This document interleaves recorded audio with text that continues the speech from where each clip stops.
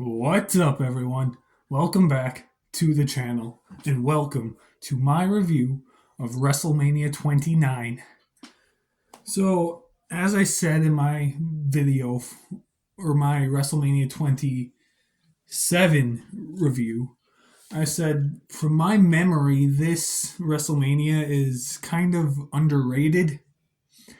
Now, after watching it back, I'm going to stand by that. I do think it's kind of underrated. It's not a great WrestleMania by all means, but before I watched this show, I watched a few other reviews, and a lot of people and a lot of the reviews I watched and read, people would have it like a bottom five WrestleMania of all time. And I disagree. It is not that low. Fix my phone here. I disagree. It's not that low. I would put it I think a 24/7 and I currently have it kind of somewhere in the middle of our rankings, and I would kind of keep it there. Like, I think it's kind of underrated. But anyway, let's get right into it. I have the pen and the clipboard, so let's do this. WrestleMania 29 happened on April 7th, 2013 at MetLife Stadium in East Rutherford, New Jersey, the same stadium that the Jets and the Giants play football. The Wikipedia page for the attendance was wrong. That said they had 74,300. On the show itself, they said there was over 80,000 people. I didn't get the exact number, but I know it was over 80,000. We opened the show with a six-man tag team match. Randy Orton, The Big Show, and Sheamus versus The Shield. Now, watching this, it was kind of strange for me, honestly. Okay, not strange, but it was kind of weird seeing where Seth Rollins, Roman Reigns, and Dean Ambrose were at this time compared to where they're at now in their careers. I mean, all three men are top guys in pro wrestling. You have Dean Ambrose, John Moxley, who is one of the biggest names in AEW. You have Seth Rollins, who is the current World Heavyweight Champion. And then you have Roman Reigns, who's the current WWE Champion. And he's had the title for almost 4 years now. So watching where they were there versus where they're at now, kind of weird. And so this match,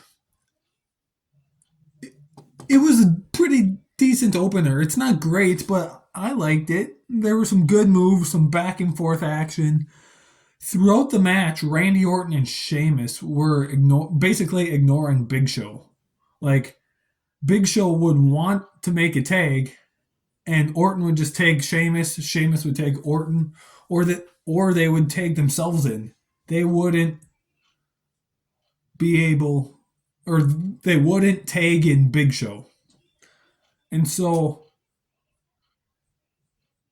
Big Show at one point had to tag himself in just to get into the match. But yeah, Big Show got in there. The Shield were isolating him down in their corner, which was kind of smart on their end.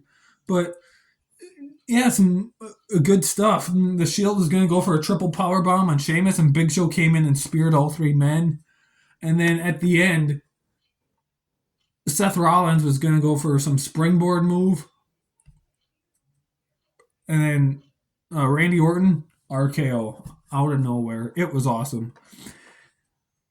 The Shield wins the match with, I want to say it was Seth Rollins rolled up Randy Orton. It was a good match. I liked it. I gave it 3 stars. I thought it was good. This then led to Big Show versus Randy Orton at Extreme Rules, because after this match, Big Show was so upset that they weren't taking him in that he KO punched Sheamus and Randy Orton. And at Extreme Rules 2013, we had Big Show versus Randy Orton in an Extreme Rules match. So, yeah. Also, one thing I'm currently in the process of doing, while we're on the topic of the Shield, I'm currently watching through every single Seth Rollins pay per view match, and I want to rank each and every one of them because, I mean, Seth Rollins is my favorite wrestler currently full time, not only in WWE, but in all of wrestling. So that's something I'm thinking about doing, just a fun fact. Anyway, up next, we have Ryback versus Mark Henry. One match that I'm not the biggest fan of. I've I've never been the biggest Ryback fan. I love Mark Henry. He's awesome. Ryback, like I watch Ryback's YouTube videos every now and then, and he seems like a great human being, a great person. I just don't like his wrestling style. So his matches are very hit or miss for me. He's had some good matches that I enjoyed and some not so good matches. Like this one is, I just didn't care for. It was short. It was only like 8 minutes, but it wasn't good. The finish, he picked up Mark Henry for a shell shock. Mark Henry grabs the ropes. Ryback falls down face forward. Mark Henry pins him. 1, 2, 3. Mark Henry won. I gave the match 1 star. Like there's nothing much to it. Yeah. Up next, after that though, we had our first title match, or the WWE Tag Team titles, as the champions, Team Hell No, which are Kane and Daniel Bryan, defend against Dolph Ziggler and Big E. This is Big E's first WrestleMania match, which I should have stated earlier. It was the first WrestleMania match of The Shield, first WrestleMania match of Ryback, first one of Big E, and we're not done with the firsts yet. But yeah, this tag team match was pretty good too. Again, very short. It was the shortest match on the show. It was only about 6.5 minutes. But for what we got, that 6.5 minutes, I actually enjoyed. I thought it was decent. They started out mocking the 18-second match. AJ Lee was out there with Dolph and Big E. And the bell rang. Dolph goes and gives AJ Lee a good luck kiss. Daniel Bryan kicks Dolph in the head and pins him, trying to replicate the 18 seconds thing, but Dolph kicks out. But yeah, some pretty good stuff. At the end of the day, Team Hell No picked up the victory. I gave the match 2.5 stars. It was very short. Again, 6.5 minutes, but what we got, I liked. It wasn't bad. Up next, Chris Jericho versus Fandango.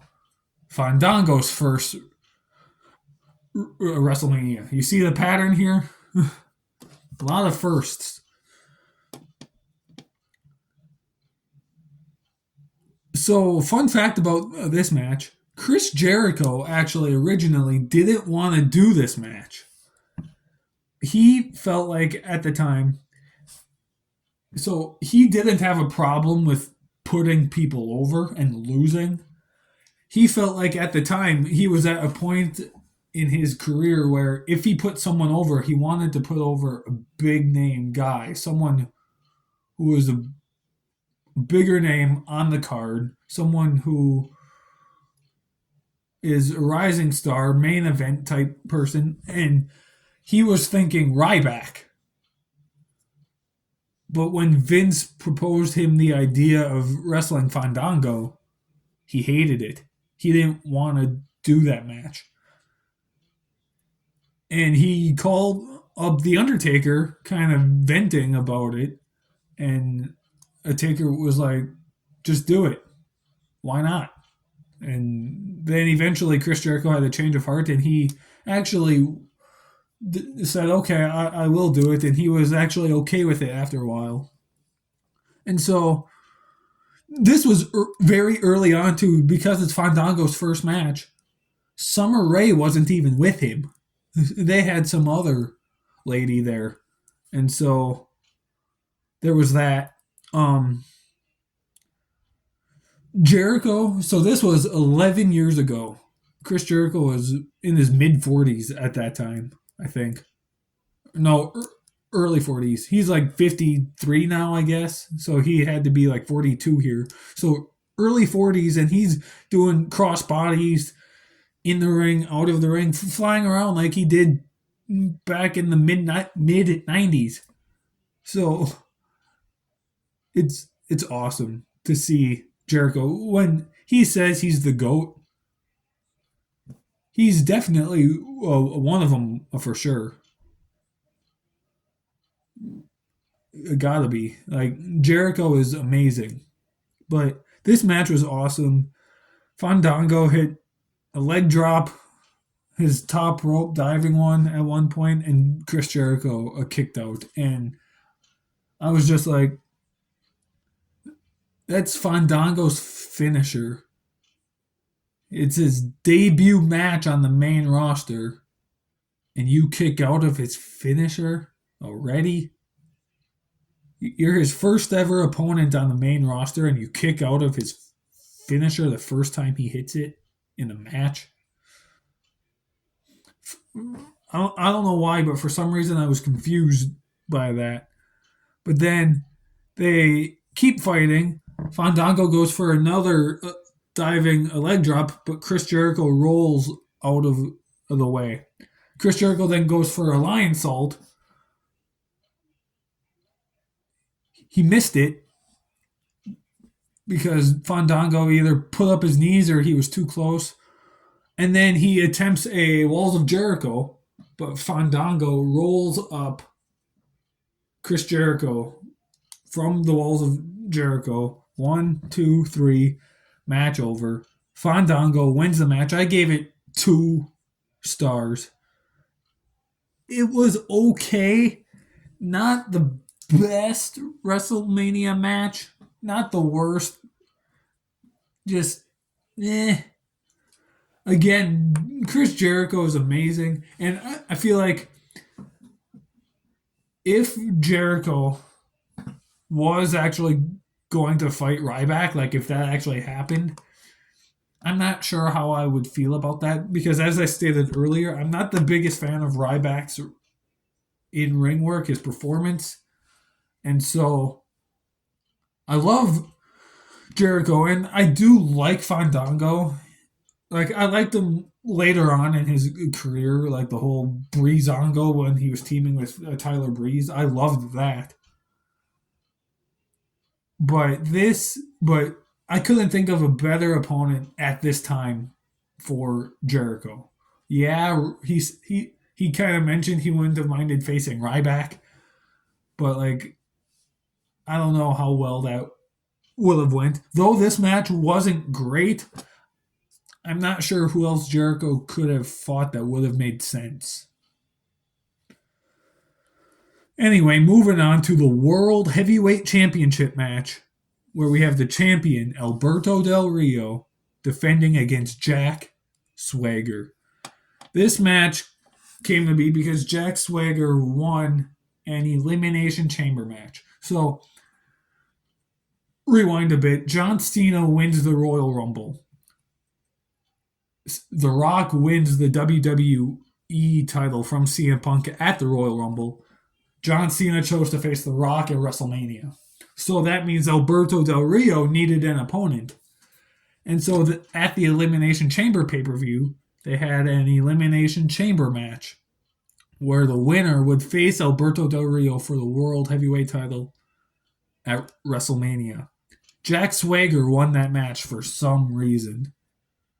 His only Elimination Chamber match he was ever in, I believe, and he wins it. That was kind of strange. But the match kind of sucked. Like, I wrote one note down here on my piece of paper, and it was that Zeb Coulter got involved. At one point, him and Ricardo Rodriguez came face to face. Ricardo was on crutches. Coulter kicked a crutch out from underneath Ricardo. Ricardo fell down. Coulter picked up a crutch. Alberto Del Rio picked up the other crutch. And I thought they were going to do like a sword fight with crutches. That would have been awesome if that happened. I kind of pop for crazy, funny stuff like that in wrestling, so I would have actually enjoyed that, but it didn't happen. But Alberto Del Rio won. I gave the match 1 star. Nothing much to it. I didn't care much about it. As I stated in my WrestleMania 27 review, I'm not the biggest Alberto Del Rio fan. I never really was. So I this may sound rude, but I could care less about this match. Moving on to the best match on the entire show by a long shot: The Undertaker versus CM Punk. CM Punk lost the WWE title at the Royal Rumble to The Rock after having a very great 434-day run, or should I say 434 days. And yeah, he then needed an opponent for WrestleMania, so they had a fatal 4-way match on Raw, and the winner would face The Undertaker at WrestleMania. Why? Why a fatal 4-way? Why not just have The Undertaker show up and have someone interrupt him? It's not like it's a championship match where you have to earn a spot at the title. Yeah, you have The Undertaker and it's the streak, but like a fatal 4-way to face The Undertaker? I was confused by that. But CM Punk won the fatal 4-way, so we got this match. And wow, is it good. I hadn't watched this match for a long time since, or up until now. And yeah, it's great. So much went on. At one point, Punk laid Undertaker out on the Spanish announce table. Of course, because it's always the Spanish announce table. Punk then went for a diving elbow drop off the top rope to Undertaker on the table, and the table didn't break. The table is always supposed to break, and when it doesn't break like that, initially you're like, well, dang, it didn't break. But then you think about it, and it's like, that actually kind of hurts even more now that it didn't break. And so that's what makes it sometimes better. So, yeah, that was a cool move to see. Punk then, when they're back in the ring, Punk puts Undertaker in the Anaconda Vice, and Undertaker sits up while he's in the Anaconda Vice. And that was cool because you don't usually see Undertaker do a sit up like that when he's in a submission hold. So that was kind of cool. I kind of popped when that happened. But yeah, and then to end the match, CM Punk is in the corner. Undertaker is in the corner. Punk is up on the ropes, about to do the punches, and Undertaker picks up Punk for a last ride. Paul Heyman hands CM Punk the urn. Punk hits Undertaker with it. There was a ref bump earlier on, so that's why Punk didn't get disqualified. He goes down. Punk does Undertaker's taunt. He then picks up Undertaker for a GTS. Undertaker gets down. Undertaker then picks up CM Punk for a tombstone, but CM Punk flips over and reverses it and gets down. CM Punk then picks up Undertaker again for a GTS. Taker gets down. Finally, Taker picks him up for a tombstone, hits it. 1, 2, 3. Match over. The Undertaker wins the match 21-0 at WrestleMania. I gave the match 4.5 stars. Best match on the card by a long shot. This would be the last Undertaker match at WrestleMania before the streak ended. 24/7 gets to watch that match next week and talk about it. So I'm kind of interested to see what he's going to say about that, because he agrees with me that the streak should have never ended. However, he feels like Brock Lesnar was the right guy to do that. I disagree. I don't think, if the streak should have ended, I don't think Brock was the guy. But I'm not going to go into too much detail because that's not my match to watch and review. I will talk about that at some other point. Right now, though, we will talk about Triple H versus Brock Lesnar in a no-holds-barred match. So, this was Brock Lesnar's first WrestleMania in 9 years. He returned to WWE the Monday Night Raw after WrestleMania 28 the year prior, beat up John Cena, had a match against John Cena at Extreme Rules. He was off then until SummerSlam and fought Triple H at SummerSlam and broke his arm. And that led to this match. Brock hadn't had another match between SummerSlam and here. So this was Brock Lesnar's third match since he had been back for a year, and this was his third match he had. And so Brock breaking Triple H's arm at SummerSlam, that's what led to this match right here happening. And it's a pretty good match. There's a chunk in the middle, so it's about a 24-minute match or so. And the match starts out kind of with weapons, but then there's a big chunk in the middle, I would say maybe 10 minutes or so, where they're just in the ring doing a normal match. No weapons, nothing. That part is kind of slow. But then once the weapons get involved and I start going outside the ring and everything, it picks up and it gets a lot better. And yeah, this was awesome. Shawn Michaels is there. He gets involved at one point. He tries to hit Brock with a super kick, but Brock is like, nope. And he catches Shawn Michaels' foot, picks him up, F5s him. And yeah, and then the steel steps are in there. Triple H locks Brock in a Kimura lock. Brock slams Triple H on the stairs. But Triple H is like, nope. Grabs Brock's arm, locks Brock in it again. Brock does the same thing, picks up a Triple H, slams him on the stairs. But then for a third time, a Triple H locks Brock in the Kimura. Brock is very close to tapping, but he's like, nope. Picks up Triple H, slams him on the stairs again, and finally breaks it up. Paul Heyman doing a double duty tonight because he was out there for CM Punk and Undertaker too. He grabbed a chair, but Shawn Michaels was like, nope. He super kicked Paul Heyman. But then at the end, Brock Lesnar gets up. Triple H is up. Triple H hits Brock Lesnar with a pedigree on the steel stairs. 1, 2, 3, match over. Triple H wins. I forgot to mention that, which I should have at the beginning. Triple H's in-ring career was on the line here. So if Brock Lesnar won, Triple H would have to retire from in-ring competition. Well, Triple H won. I gave the match 4 stars. I thought it was really, really good.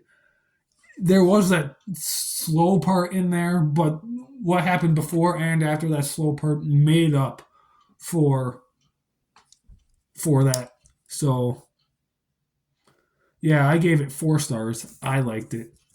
But now, the main event, the WWE Championship. The Rock is the champion versus John Cena. They had to do this match again because I guess once in a lifetime doesn't mean once in a lifetime, according to Vince. So as I stated earlier, this match happened because The Rock came back at the Royal Rumble, fought CM Punk, won the WWE title. John Cena then won the Royal Rumble match. And that led to this rematch. So I will say this 24/7 watched the match at WrestleMania 28. In his review, I want to say he gave it 4.5 stars. And I do agree with that. The one at 28 is, I would give 4.5 stars. That one, I would say, is better than this one. Okay, I do like the Mania 28 match better. But this one I still enjoy. I think this one is still fairly good. The match, it did start out slow. There were just some punches and kicks and lockups and a couple submissions and everything. It started out pretty slow. But about the halfway point, I'd say about 10 minutes in or so, 10 to 12 minutes in, it picked up and it got better. Pretty much at the point where The Rock hit the spine buster and he was going to do the people's elbow. But as he was about to take off his elbow pad, John Cena grabs The Rock's foot, trips him, and locks him into the STF. This is kind of where it started to pick up, and I have something in my eye. That's why I keep trying to rub it. I apologize. So, yeah, this is where it picks up. And the first time they actually left the ring was like 15 minutes into the match. That first 15 minutes, everything was inside the ring. That was kind of awesome to see because you don't see that too often where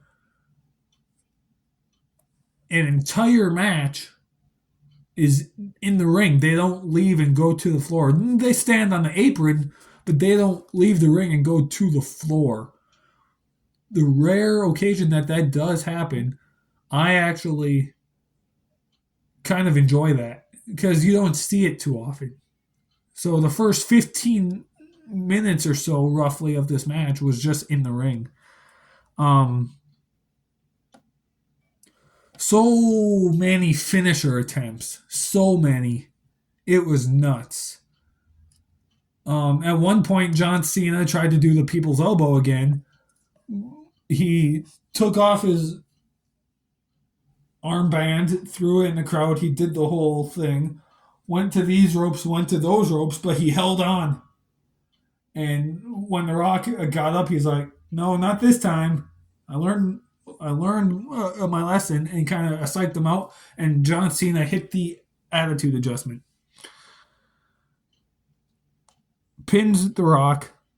The Rock kicks out, and then at one point, The Rock was going to do the people's elbow again, but instead of doing the whole thing, he did the "you can't see me" and then ran from one rope to the other. But John Cena got up and was like, "Nope." At one point, John Cena hit a rock bottom. There's that. But ultimately, at the end of the day, John Cena hit The Rock with an attitude adjustment. The Rock was going to attempt another rock bottom. I think it was the fourth or fifth one he attempted. He hit two of them, but he attempted a few more. So he had him in the position, but John Cena got down, picked him up, pinned him. 1, 2, 3. John Cena wins, becomes WWE champion once again. I gave the match 3.5 stars. Again, the one at WrestleMania 28 is better than this one, but I still like this one. I thought it was good.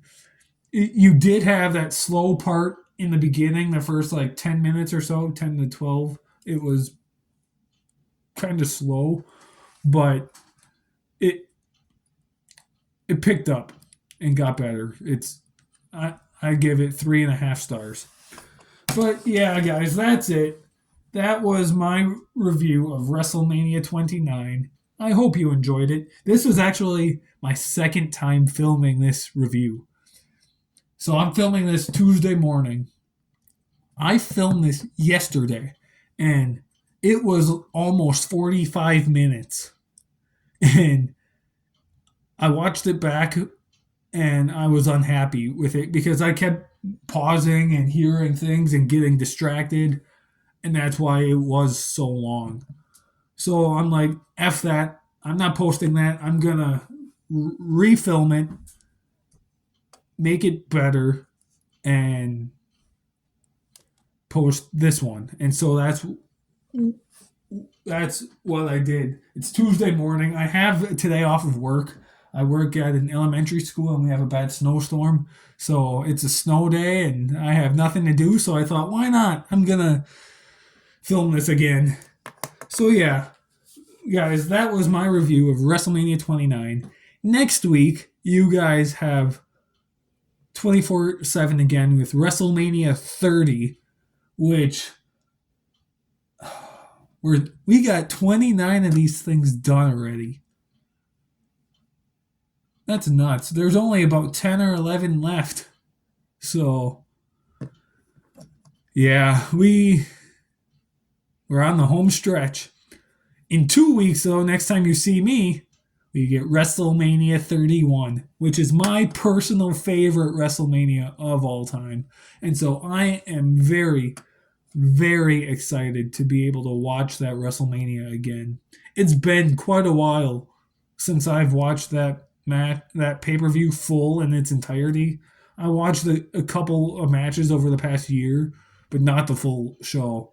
And so I'm very, very excited to be able to watch WrestleMania 31 again. 24/7 got to watch and review his favorite WrestleMania of all time, which was WrestleMania 18. And so I get to watch and review my favorite of all time, WrestleMania 31. But that's in 2 weeks. Thanks again, guys, for watching. Hope you enjoyed it. We're on the home stretch here. Got not very many of these left. So thanks for watching. See you next time.